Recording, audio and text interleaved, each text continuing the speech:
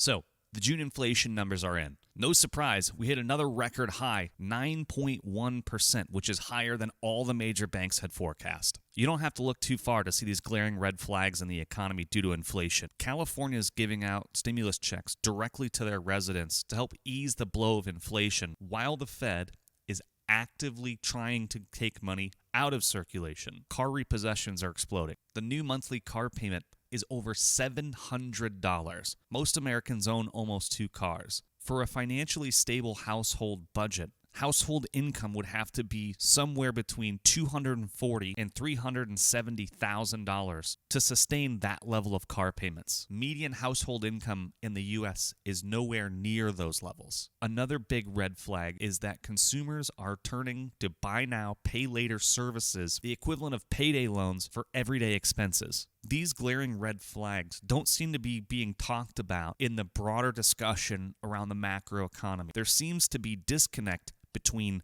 the Fed, economists, analysts, the White House about the messaging of where things are going. While the Fed has been behind in their moves to curb further inflation, the Bank of Canada came out and raised 100 basis points today. It's likely that the Fed will have to take more drastic action, given the recent data, to start to have the impact they want on inflation. Despite all the red flags that we just talked about, there's still a large number of economists and analysts that are still positive on the state of the economy, or just in flat-out denial that we may be heading or may already be in a recession. Further, today, the stock market denied any meaningful downturn, even on the news that we just set a 40-year record for inflation. Corporate earnings are coming out this week, and they're likely to still be strong, and it doesn't appear that a lot of corporations have had any meaningful adjustments to their targets for fiscal year end. The White House is continuing to refuse to acknowledge the elephant in the room and continuing to tout Russia's war for inflation or refer to it as transitory. Given the inflation data that we saw today, they may change their speaking points for the rest of this week and going forward, saying June data was out of date because that's when oil prices were high and we expect to see much lower in July's numbers. But what happened at the beginning of July was July 4th when consumers were traveling en masse, buying food and gas. We know those things are dramatically above 9% inflation.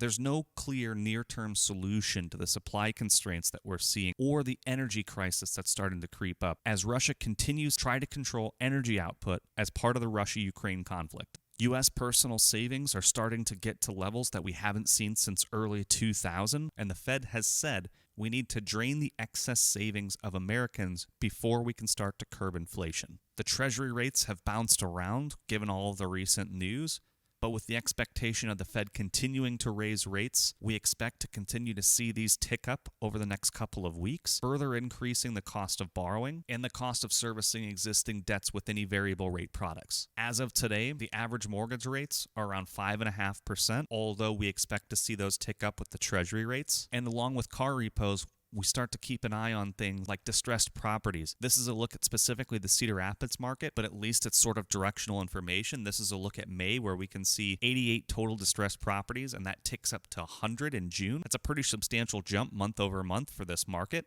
And the difference between this and 2008 is that there aren't many adjustable rate mortgages leading to this distress. The cost of servicing existing mortgages isn't increasing. It's everything else that's increasing. That's putting strain on household cash flow and the ability to continue to service their existing debts. Where's everything going? Despite economists saying we're not headed into a recession, or we may have found the bottom, or we may be headed back up, if you look at the individual stories and start to connect the dots, it doesn't feel like we're heading in a good direction. In fact, it feels like everybody's closing their eyes and plugging their ears and consciously running towards the end of the cliff while denying there's a cliff there. Now is the time to plan and figure out where you want to be if shit does hit the fan. And if you can come out on the other side in a decent place, there's probably going to be a number of deals to be had across almost every sector that's out there. I just wanted to pop in and connect some of these things together to help provide some additional perspective about where things may be headed. Love to hear from you guys. Let me know what you think. Appreciate you guys tuning in.